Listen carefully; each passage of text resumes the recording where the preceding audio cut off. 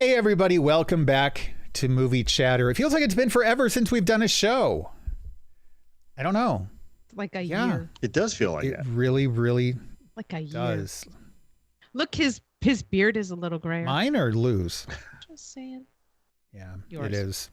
It's I've aged quite a bit. I've aged about 10 years in the last month here, so yeah. But that's okay. We've got an interesting movie to cover tonight. And I'm looking forward to it. Not as much as I'm looking forward to the Matrix Resurrections episode, which will be next week, because I think Lou and I are going to throw down, and I kind of want to see where Robin falls on this one. But yeah. did you watch it yet? So I hear we're covering a great Okay, look at movie that. She tonight. didn't even want to talk about that one. Wow, Lou, you're in trouble. She was deflecting. You're in trouble. Okay. This week, however, we are covering Ghostbusters Afterlife. This is the third sequel to Ghostbusters. We had the first Ghostbusters, Ghostbusters 2, and then Actually, back to Ghostbusters. It's the only sequel. It's the only. Yeah, it's kind of like there's only Three Indiana Jones movies. Yeah. So that's what we're going to talk about tonight. Is this resurrecting the franchise successfully, or is this dead on arrival? We are going to find out. So, Lou, what are your thoughts on Ghostbusters Afterlife in a nutshell? Here's the other thing. We know a lot of people haven't seen this yet. We are going to do our best to avoid spoilers as much as possible until the very end. And we'll give spoiler warnings, okay? So if you haven't seen the movie yet, here's what we're going to do this episode. Number one, we are going to try to convince you to either go see it or not go see it. Then we will break it down and start talking specifics, okay? So you're safe for now. But Lou, what's your thought on this one in a nutshell? So I think you got to start the discussion off by talking about the first Ghostbusters, right? And if we like that or not, or if, how we received that when we were, younger. Okay. And the first Ghostbusters movie was amazing, right? I mean, I think so, at least. It was great, good comedy, great actors, good story to it. Everything about it was good. Good song, good song in the soundtrack. And then we had that other movie that was like, okay, you tried to capitalize on what it was doing and make some money, and then we had nothing for a long time, right? And then this comes along, and when I first heard about it, I'm like, okay, let's see what they're gonna do. And then I saw the trailer, and I'm like, oh, I'm really interested in this. This looks like it might actually be good. And then I watched it, and I'm like, okay. As sequels go, I mean, and I'm not a big thing of we need to have continuous sequels in a franchise. This worked for me. This was good. It was a lot of nostalgia for the old movie. It brought back feelings and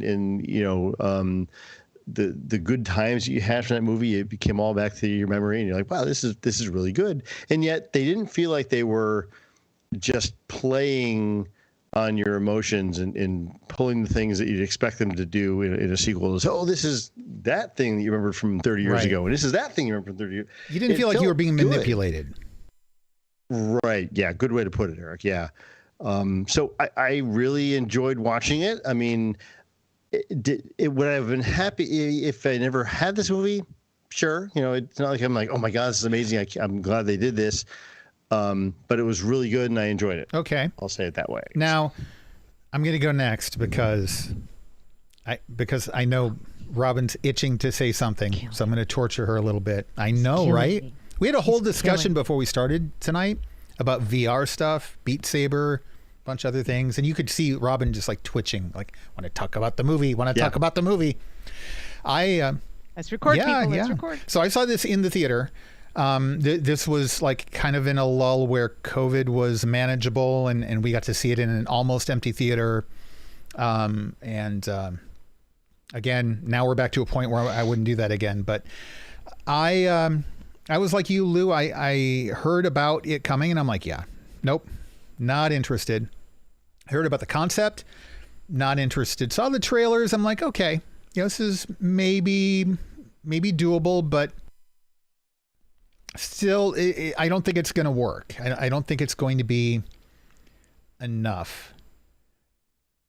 And then after watching it, I really feel like while they didn't stick with the comedic tone of the original, which was one of the best comedies to come out of the 80s, in my opinion, they did something different. And that was, I thought, really brave of them. They used child actors that I thought, in the context of child actors specifically, you never know what you're going to get. And I thought they were brilliant. And I really enjoyed this movie. There were enough throwbacks to make it respectful of the first one. And there weren't constantly throwbacks where it felt like it was a bunch of fan service. Yeah, I mean, we'll get into details later, but I really enjoyed this movie a lot. I saw it, I think I've only seen it twice now. I held out because I knew we were going to record. I wanted to watch it again just before we recorded. And now we're going to get to the person who has seen it more times than Lou and I combined. No, before she goes, I gotta yes, say Lou. something. Before you say Sorry, something, Robin. I want to say something about the Okay. delaying of Robin getting to say something because I'm enjoying it right now. That's all I wanted to say. No. What I was going to say was that, and you mentioned this even before I saw it, and I kind of had that expectation going in about the whole thing not being a comedy. Right. And I disagree. I really think there was some good comedy moments in this Absolutely movie. I good thought, comedy moments. Yeah, But I would not define the movie as a comedy. Very much. No. And you're right. The first Ghostbusters was more of a comedy, but the comedy there was pretty subtle too. It wasn't like it was in your face, laugh out loud, oh my God, funny. A lot of times, because I mean, even things like, listen, do you smell that? I mean, that's the kind of thing where you'd miss it and you're like, oh my God, that was really funny. And half the things that what's the actress that played the main character? In this movie? Yeah. Carrie Coon. No, Mckenna Grace. I don't know. Oh, McKenna McKenna Grace, the girl. Oh, Okay. that one. Sorry. Yeah, the young girl. The girl. Yeah. She had some very well-timed lines that were just we're definitely going to break that down. But you're like, oh my God, that was funny. It's like, so yeah. Okay, Robin. Now. Oh, I'll you know let what else go. too? Unless you have something you want to say, Eric. Yeah. What do you got? That's okay. Right, go ahead, Robin. How many times have you seen the movie now, Robin? Hi guys, Robin, co-host. Hi, Robin. Woo! There I am, co-host. So here's the thing. I very rarely watch a movie twice before we record. I watched this. How many movie times 5 this week have you watched it? What? I watched this movie 5 times. I have watched this movie more than I've watched my favorite movies of all time. And here's why. Respectful was the word you used, and I'm going to underscore that with a capital RESPECT, right? It was very respectful of its origins. It stood on the shoulder of a giant. I didn't appreciate the giant, the original movie, as much. See that face? Shush. What? Prior to watching this as I did while I was watching it, my appreciation for the original movie grew as I was watching this.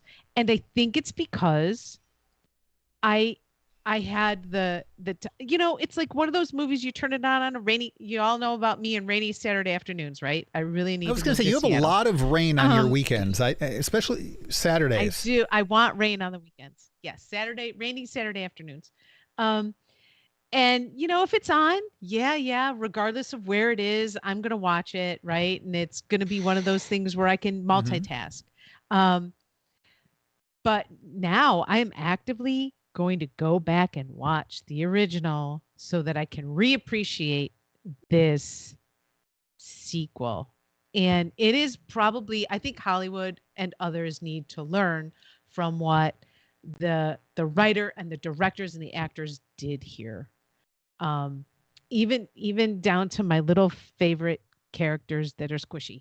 So, and we'll she talk doesn't about mean that, Lou and I. right? So, well, you are my other squishy favorite character. 2 things I want to say real quick. So number 1, I just want to reemphasize a point you just made. This is how you do a sequel. Hollywood needs to listen up. If you're going to keep doing sequels, do it this way. Number two, Robin, when you go back and watch the original, and this is the second time I will have done this to you, because I did this with Home Alone as well. After you watch it, or maybe before you watch it, sit down and watch The Movies That Made Us on Netflix, and there's an episode dedicated to Ghostbusters. It's already queued up. Good. We watched Die Hard's episode last night because, I don't know, I needed more Christmas in my life. Die Hard's good too. So that is actually queued up. And so to say that I loved this movie is probably an understatement. Yeah. I think there's one or two drawbacks, which I'm sure we'll get into. Yeah, I mean, well directed, well acted, well written. So I'll recommend it like Robin does, but I mean, seeing it 5 times I think is a bit much. I'm a little shocked you liked it that much. Like I really liked the movie a lot. I love it. Yeah. 5, and I know at least 3 of those have been this week, like within the last 7 days. Oh, absolutely. Because let's just say this: the first time I watched it, I was constantly interrupted, and I needed to go back and watch it again. That's fair. And when I did, I was like, oh, wait, I missed that sentence. And then I missed that sentence. And then I missed that sentence. And so because my mind was doing that, I watched it a third time. And then, of course, I fell in love with it. And then there's your number 4 and number 5. If you really wanted me to trailer break it down, that's what I did. Okay. All right. Well, speaking of breaking it down, let's talk a little bit about the movie. So the IMDb description. Yeah. When a single mom and her 2 kids arrive in a small town, they begin to discover their connection to the original Ghostbusters and the secret legacy their grandfather left behind. So, this is rated PG-13. It was released November 19th of last year. It is just barely over 2 hours long, 2 hours and 4 minutes. It's directed by Jason Reitman, Ivan Reitman's son. It was written by him and Gil Keenan, who I'm not familiar with. We talked about the fact this is the 4th in the series, if you want to count all of them, which we like to not do that. Arguably, it's the 3rd in the series, because that most recent one really wasn't in the series. One from, what was it, 2016? Yeah, I think so. Yeah, that was a little rough. So... the cast. So Spengler's daughter, the mother, Callie, is played by Carrie Coon. I guess best known for The Leftovers and Fargo. I've seen neither of those. I've seen Fargo the movie, not the TV series. But she was also in Avengers Infinity War and Avengers Endgame. She played Proxima Midnight, one of Thanos's minions. Okay. Yeah. Yep. Didn't know that either until I looked on IMDb, which then I found very interesting, because here's yet another example of 2 actors from Marvel movies then having some sort of romantic connection in a totally different movie, because we have Paul Rudd playing Gruberson, the teacher. Gary Gruberson, of course, because we have to have that alliteration there. Yes, best known as Ant-Man and a bunch of other things, but especially Ant-Man, because Ant-Man is awesome. We have the older brother Trevor, played by Finn Wolfhard, best known for Stranger Things and then maybe It, the recent reimagining of It. Yeah. We have Phoebe, played by McKenna Grace. She has 61 IMDb acting credits. Yeah, I was surprised by it. I mean, I knew I had seen her before when I heard the name. Yeah, I didn't recognize her from her portrayal. No, and if you look at her picture, she looks completely different in this movie than she does in any of like her headshots. Yeah. Yep. She was in Gifted, The Handmaid's Tale, Young Sheldon, and like I said, 58 other things. We have Podcast, the friend of hers at school, played by Logan Kim. My favorite character. Who has been in, from what I can tell, nothing. And he was good. He was. I liked his character in this. He did well. Wonderful. Especially for as inexperienced as he is. And again, you know, you can get good kid actors, but they're rare. And this guy did really well. So I was impressed. And then Lucky, played by Celeste O'Connor, also kind of a newcomer. She was in Freaky, which was the vice versa meets a slasher film. So kind of like a body swap thing with Vince Vaughn, who is a serial killer, gets swapped into the body of a teenage girl and then goes around killing people. So that's the cast. Let's talk a little bit about the, the first thing I want to talk about is Mckenna Grace. I was blown away by her acting. Now, to my knowledge, I haven't seen her in anything else. But she's playing a character who presumably is on the autism spectrum, but it's never mentioned. I say that because I myself am on the spectrum. My son is on the spectrum. And you always see a certain portrayal of characters like that. And I found that the writing and the directing for this character was spot on, and her comprehension of how to play that character blew my mind. The body language, the lack of emotional expression that would be typical of someone on the spectrum, yet while at the same time having just enough of a look behind her eyes for you to realize there's stuff going on there emotionally too, not just intellectually. And she absolutely nailed it. It was perfection. And I don't know that I've ever used that word on this podcast before, nor on Random Chatter, Forced Chatter, any other podcast I've done figured it out the other day, 17 years I've been podcasting. Her performance was perfection. I was just, I was staggered by it. Actually, so I read a few, not more than a few, I read more than a few pieces off of IMDb and other places, and her and Carrie Coon were specifically told to go and read a book written about it's hard for me to say this because I don't know how far in you want to get to spoilers yet. But so to go and read a book written by by the granddaughter of one of the characters. And so you can tell that they intellectually understood where that character and the actor were coming from. And they were able to fully throw themselves into what would it be like to be a relative of this character. What is it that would come into you, in terms of your emotional, intelligent, and intellectual sort of development. Right. And I think both she and Carrie Coon captured the relationships they were supposed to have. Yeah, that was another thing too. Like the mother, well studied. When you are a parent of a child with autism too, there's a certain difficulty that you have with connecting with them, making sure that they're able to thrive in their own headspace and their own environment, things like that. And some of the discussions that her character was having with Paul Rudd's character about that side of parenting, also spot on. And I liked the fact that it wasn't all about the parents' struggle either. Like, she had figured it out. She, hey, it's difficult. Right. I don't get it. I don't understand any of it, but we're making it work and it's working well. And like Paul Rudd said, hey, she can be a pole dancer, Right. It wasn't in your face. No. And it was real. Sometimes these movies are so heavy handed with that. And me not being connected to it in that world, it didn't come across that in my mind as, oh, okay, that's what they're really getting at.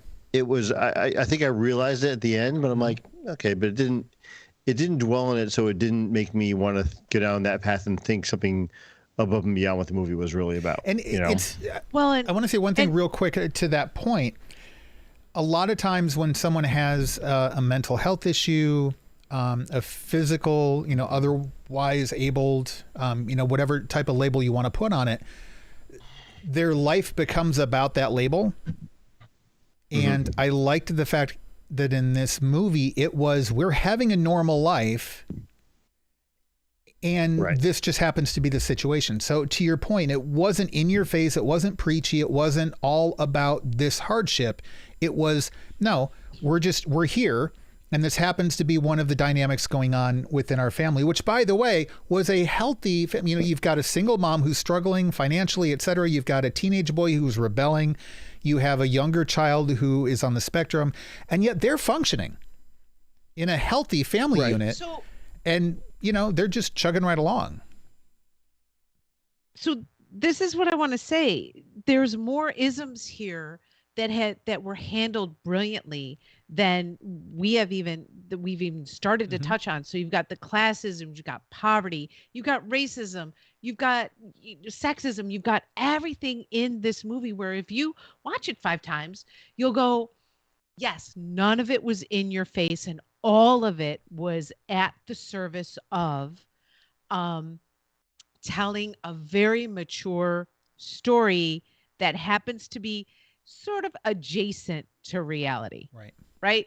So it was set in a reality that is very real, very visceral, and sometimes very sad, but handled in a way that it allowed me to suspend disbelief. It didn't take me out of any moments. Right. And so you all know how I feel about, you know, these romance things that people sort of dwell on in movies. And I have to tell you, the way the adolescent relationships were portrayed was also very well done. You know, we all know kids can be mean, but in this movie, none of those kids were mean. They were kids. They were, you know, we're going to bring the new guy up to the mountain. Ha ha ha. You know what I mean? But nothing mean or awful happened. They didn't like make him walk home from there or anything. They weren't. Yeah. Right. Exactly. And go ahead. And so, but that to me was the refreshing, brilliant part of it. And that's what I want to say to Hollywood. Here's how you make a point. Here's how you drive it home, and you don't have to hit us over the head because, see, we're all intelligent. Right. The relationship, if you want to call it that, between Callie and Gruberson, between Paul Rudd's character and Carrie Coon's character, that was also very realistic.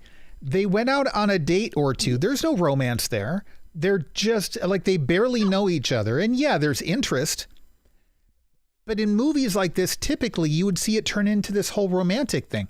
It's not there because they're not there yet because they just met and they've done a date or two. They got that perfect. Right. Like the whole like getting to know each other over the dinner thing in the restaurant. Like sadly, I've been on some of my own of those over the last couple of years, and that's kind of how it goes. It's kind of awkward trying to figure out what to say and what to talk about, and you know, not have it be an interview, and you don't walk away just completely smitten and in love with the other person and stuff. We see it over and over and over again in Hollywood. They got that right too. Like there's just, the writing of this was so freaking good. And we haven't even gotten into the whole like ghost busting supernaturally stuff yet either. Which, by the way, Lou, we've had some discussions recently on Force Chatter about special effects. What are your thoughts on the effects in this movie? You know, I hadn't really thought about them, Which but is good, to probably. me, that's a good thing because if they don't stand out as being, oh God, they didn't do that right. Or if it was so whiz bang, it's like, oh my God, it's amazing special effects. To me, it's just, there were effects in the movie that made it look realistic and everything felt good. You know, it felt real. I didn't go, oh, that's a little weird, you know, but no, it worked for me. Lou, but you guys, remember, they were using equipment that was used in the original movie. So to do anything super spectacular Star Warsy with it would have been disingenuous. Oh yeah, no, I'm not saying they should have. No, I'm not saying they should have, but the effect, everything worked. What I'm saying is the effects worked for me because they weren't outlandish, and yet they were believable. You know, it was like, oh, that was a ghost. That's the thing. Yeah, you've got the ghost. You've got the we had Slimer originally. In this one, I think they called Muncher. You Muncher, have yeah. all of this stuff at the end. You've got Zool. You've got the whole, the temple kind of. Okay, I'm not going to get it too much into spoilers, but there are different things that happen at the climax of the film that are all effects driven. But it felt like they were real, that they were there, that they were tangible. Real, yeah. And I guess when I watched it the second time for the purpose of taking notes for this show, it was after we had all these discussions on the Book of Boba Fett. And I paid close attention to that. And I realized, you know what? I get that this is a movie and that's a television show, and they're making a lot more of those than they are of this one movie. But they did a really good job with the special effects in this, whether it's the practical or the CG. So they nailed that too. Yeah. The directing and the cinematography seemed good. I noticed there was kind of I don't want to say washed out color, but it wasn't really vibrant colors in this. It felt very kind of dusty Midwest sort of visuals. Yeah. Right. And it really, I think, set a tone for the emotion that you have as you're going through this. Everything feels kind of run down, not because it's falling apart, but just because you've got kind of that sepia color to a lot of it.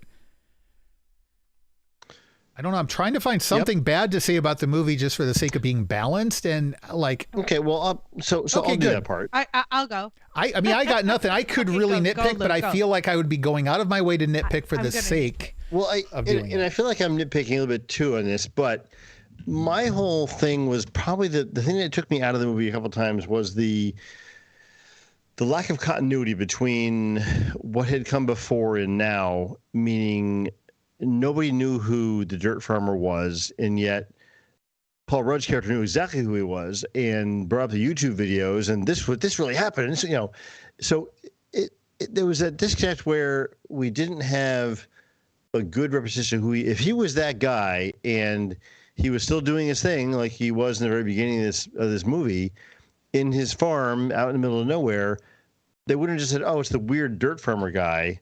They'd be like, "Oh no, it's the guy from New York that did all that stuff before." As someone who now lives in a very, very, very rural area, and I lived in a very rural area when I was in the military too, I get what you're saying. And yeah, there's a good chance somebody would have recognized him or something, but if he was enough of a recluse, I don't know that people would have noticed or would have cared. They didn't necessarily understand what he was doing anyway.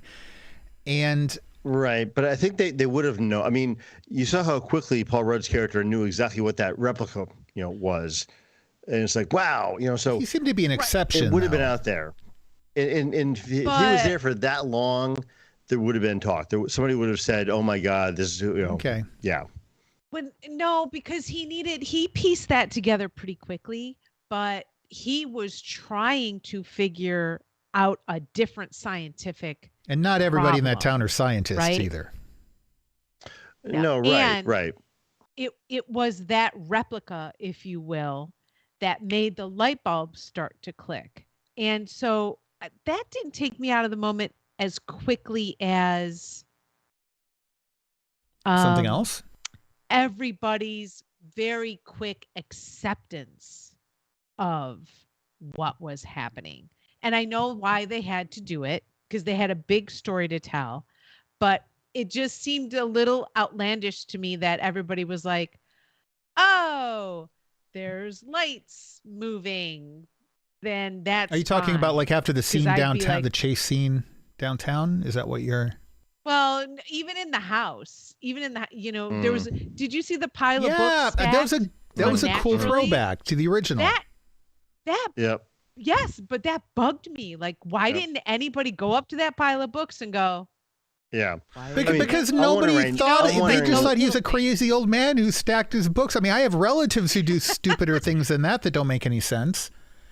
I was wondering why nobody in Walmart reacted to what was going on. That's true. I'm like, okay. And then when he came out, I should point out, we're getting into some minor spoilery things here just to warn some people, but go ahead. So he's in the Walmart, and a couple of things happen in there that were, outlandish to say the least. And that was very cool, and there was nobody else in the store. So it's either like, okay, was he there after that hours? Doesn't happen. Or was there nobody because there? It's the only store in this town, out, probably. So there, that place is packed. Right. Trust me, I speak from experience. And when he came outside of the Walmart, he's in the parking lot of what looks like a closed up, right?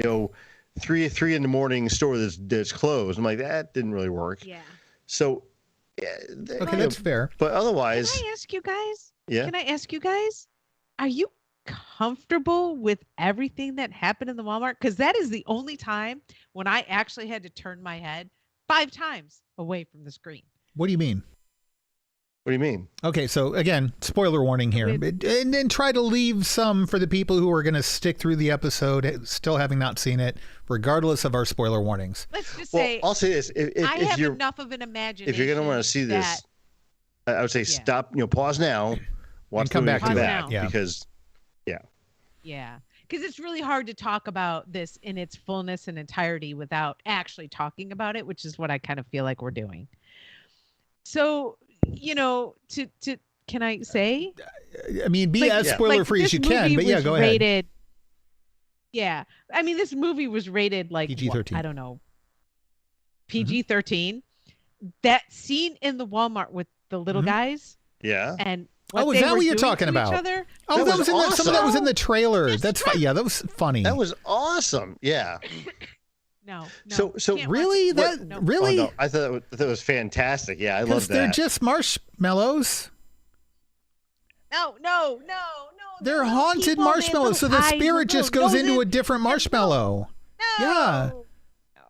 So that scene, that was one thing that was hilarious. That bothered me. It was hilarious, but it's one thing that bothered me that was kind of like that was pandering to the fans, because I'm like, there was no reason for the little Stay Puft Marshmallow guys to be around. I mean, they were Stay Puft Marshmallows, so. Yeah, well, they had to. But there was no reason. They had to muck up. They had to what? They did. They had to muck it up. If you're going to stay true to the story, they had to muck it up towards the end. What do you mean? So they literally mucked up some of the machinery at the end of the movie. Like they. Right. Like the Gremlins. Yeah. Mucked it up. Okay, yeah. So that's true. And then also, I mean, but if that's the only overtly fan servicey thing that really felt like, hey, we're sticking this in kind of as a nod, then okay. Right, but to me it was like that. To me stuck out as a big part of like, oh, let's just put this in for the fans, because there was no reason for them to be there. In the first movie, he was there because it's like the choice has been made, and they're like, what, yeah. who did that? What? I was the only thing I could think of. It was really the most innocuous thing I could think of. So that to me was like, okay, why are they even here? Who created them? Why did they pop up? And what's their purpose besides what they had to do in the story? But I do think that particular scene was a little long, and it kind of grossed me out. So I kind of turned away. That makes me like it more. But now that I know it's coming, it made me want to go to the cupboard and get the graham crackers and chocolate bars. Stop. Yeah. No, and the guy that like melted down into the stove. I know, that was disgusting. Yeah, that was I know. I only bring it up because I love the look on your face when I bring it up. I love it when you put the skewer through 2 of them and then moved them out over the flame. Yeah, and they were happy, smiley. Yeah, they were. They were fulfilling their purpose, Robin. I'm gonna have nightmares. Yes, I'm gonna have nightmares. This is awesome. The purpose of a bomb is to explode. That was their purpose. Watch this, Robin. You looking in the camera? Truth or dare, Robin? You're a bad man. I know. I don't like you. You remember that movie, Lou? Remember how freaked out she was when we did that? Yeah. Yeah. No. Stop it. The nightmares. So anyway, okay. So that's fair. So let me just say one more thing, and it might seem nitpicky, that's okay. But I'm sure Carrie Coon is a wonderful person, and I think I said this to my partner maybe 5 times, because we watched it 5 times, and I promised I would never say it again. And yet here she is recording herself saying it again. She studied Helen Hunt's acting and mannerisms and everything, and just sort of portrayed a more Helen Hunt-like character in this. I just felt like I don't know why, but every time I watched it, I just went, you know, she's acting a lot like Helen Hunt would have acted in this. And it just kept coming to So my as a mind. former So I don't rabid know what it Mad is. About You fan, I don't Yeah. see that. You see, do you remember Helen Hunt? Yes. Twister? Oh, I hated that movie. Yes, I remember that. Horrible sound Well- editing. Like just the worst. But anyway, yeah. But so there was that piece of it that just kept reminding me, like, oh, you know. Lou, did you get that? And then I am not. Not really. I can see where she'd say it though. I mean, Yeah. now she says I can kind of I can kind of see that, but yeah, it didn't Yeah, I really didn't stick out to me. And I have to say, the one weak actor in this, you're gonna hate me for this, is if we had to I pick know where one, you're it would be Paul going with Rudd. it. Okay. I think No, I thought he was good in it. maybe because of the writing. I think he couldn't fit himself into the body of the character. Like at one point he was like this geeky science teacher, and then at another point when he's strutting through Walmart, and you know, like that didn't fit it so well. I just feel like he couldn't find his stride in the body of the character. Okay. And yeah. but it didn't take me out of the story. It just, I wish he was a little bit more in tune with Okay. what his character was Okay, there you're to right. do. I think you're being nitpicky. That's what I said. So another thing that kind of, I don't know, I hope we're not scaring people off here by like finding all these. it's No, still a we good, love it's still a it. good movie. I still really enjoyed it, but so now we're getting into real spoilers, I think. So just if you haven't seen this and you again, want to be surprised, let's stay away from anything like catastrophically spoilerish. Okay. So one of my issues with this was that up until the very end, it felt really good. And then we basically did the whole ending of the movie the same as the first one was. We had the same thing happen, the same ghosts, the same, we had Gozer, we had the key mat, all that stuff happened the same way. It's Did you catch that we had the bad guy from Ghostbusters 2? Right, because no. nobody remembers Ghostbusters 2, myself included. I had to look it up. Right. So Right, Ivan Shandor. the J. Jonah Jameson guy, whose name Yeah. Shandor. He's from Ghostbusters. I'm forgetting. Oh, Yeah. okay. I didn't realize Yeah. that. Yeah. Yeah. But the whole, that and it happened very fast. It was like all of a sudden it was like, okay, all of a sudden the mom is doing this and Paul Rudd's in that one, and like where'd this all? It's just like bang, we're there, and then we had to replay the entire almost end of Ghostbusters in this one. But it went differently. It did go differently, but it was the same. Well, it was the same bad It guy. felt like there were. So I mean, Right, it has to right, but I'm like- kind of go. I guess. somewhat. And they didn't belabor it though. Like if they had done the two dog No. things like earlier in the movie, like they did with the original, I think that would have Oh, that'd been be dragging it awful. out. Yeah. But here's why they had to do that. They had to tie it to this other place and time. Right. And so they needed to bring in that layered bad guy effect. Sure. And I appreciated that. I appreciated the reality behind that character, which made me appreciate the real hero of the story, who wasn't technically in the story, as this incredible gift to. Oh, she froze. Well, that's not good. That's not an incredible gift. Yeah. No, it's not. Okay. Well, we can talk amongst ourselves until she comes back. Sure. So now I had no spoilers going into this. I didn't know any of the extra stuff. I didn't really. I mean, I liked the trailer, but I didn't pay attention to what the story was going to be. I wanted to go into this fresh, and I was. The very end. I know why they did what they did, but it didn't really work for me. How so? And again, don't like spoil the end. But... Yeah. It's been too long. The age of the characters wasn't working for me. It was 10 years ago would have worked. Okay, so you're saying the characters were too old, or they were too old to have been able to keep up with doing what they did? I think they were just too old. I mean, they were fine doing what they did, but it just seemed to me that they wouldn't have done that if they were that age. Does that make sense? I mean, I guess maybe. Hey, Robin's back. I guess maybe it makes a little bit of sense. Except I think they did it because that's what they do. Like, they're Ghostbusters, and then Spengler was working on this for so long. And then if this is going to be the end of the world, what are they going to do? Like, just sit around in New York? Yeah, oh, wow. I get it. You went in full spoiler while I froze. No. I was Captain America under the ice. Jesus. We didn't say what happened. That was good. It was good, yeah. You know, Lou was around back then. Thank you. I'm sorry, Lou. That wasn't even one of the better ones. I'll try harder next time.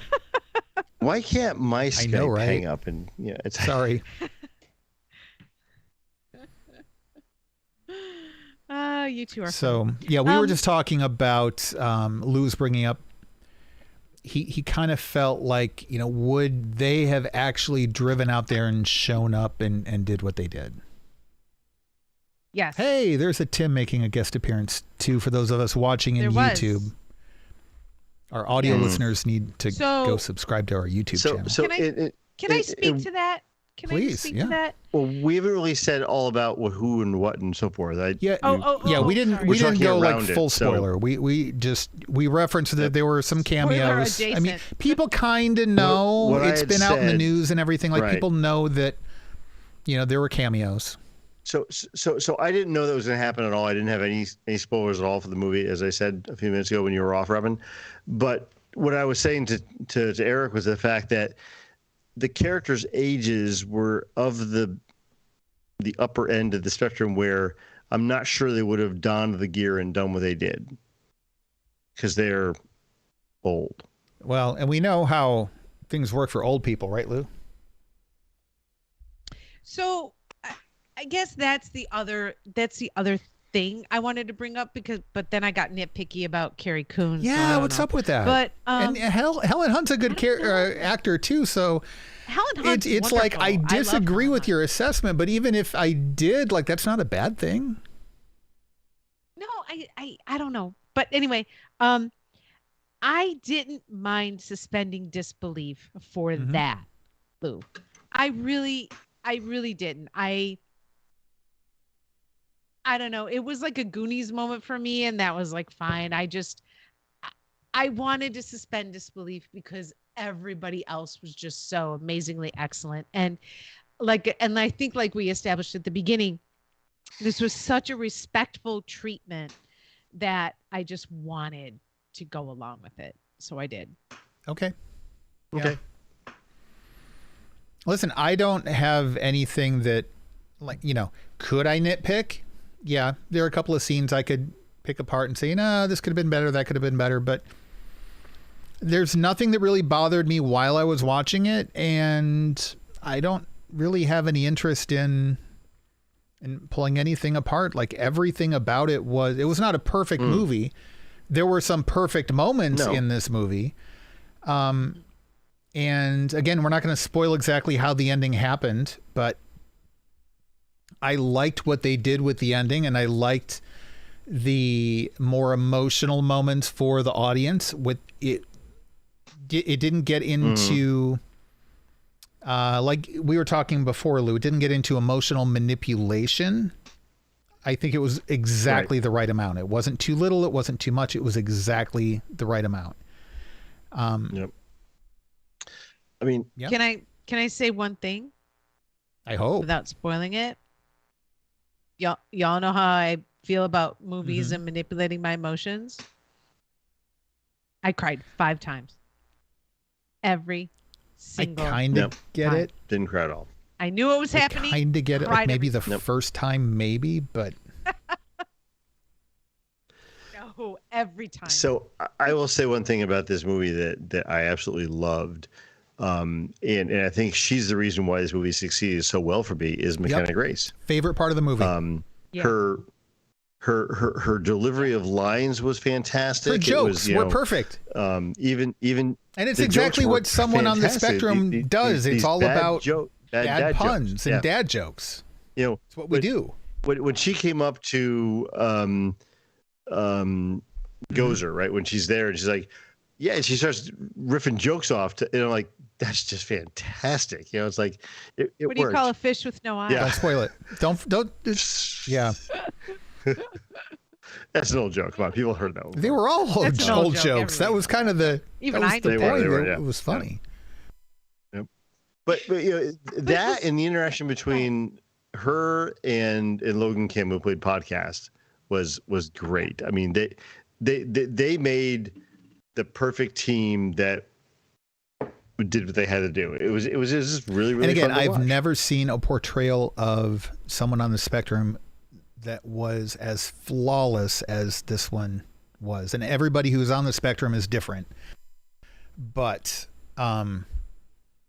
this was it was a perfect job. It was a perfect acting job. Like totally, I don't get into awards and stuff. I think she deserves a nomination for this. And there's no way she's going to get one. It's just not going to happen.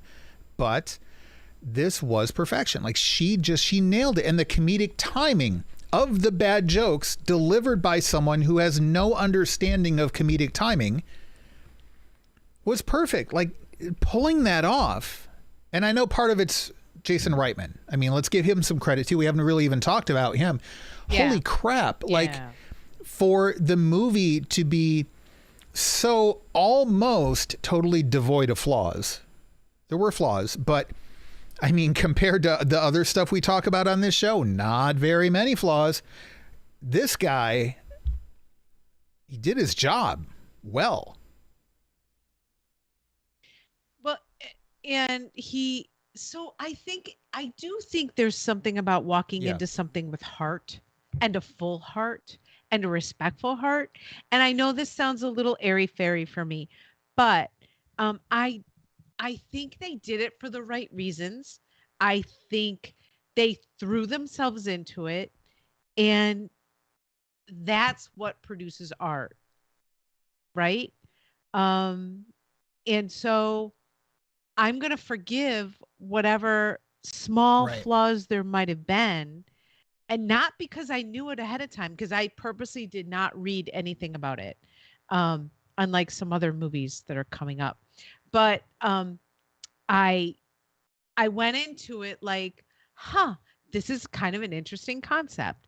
And then I read afterwards, and then I realized, well, that's why, right? Everybody went into it for the right reasons and with the right intent.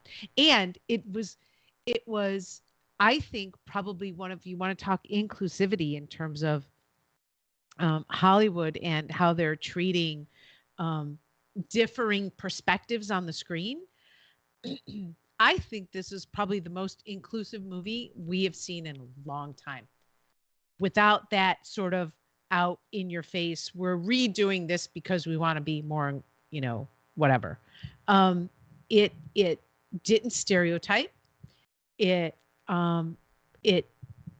didn't preach, right? It just handled things as they came.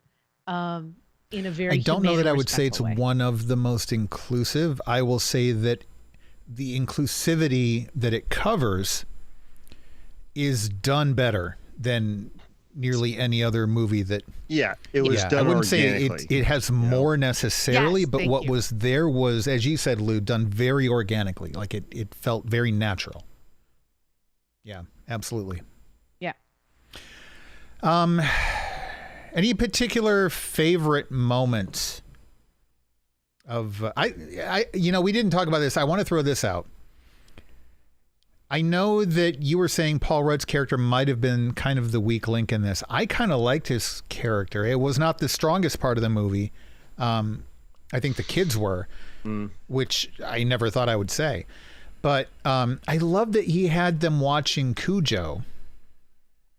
He throws on a videotape of Cujo for the students so he can go like hang out and do his science stuff. And then the next day it's Child's Play. I mean, come on. Both the worst and best teacher ever at the same time.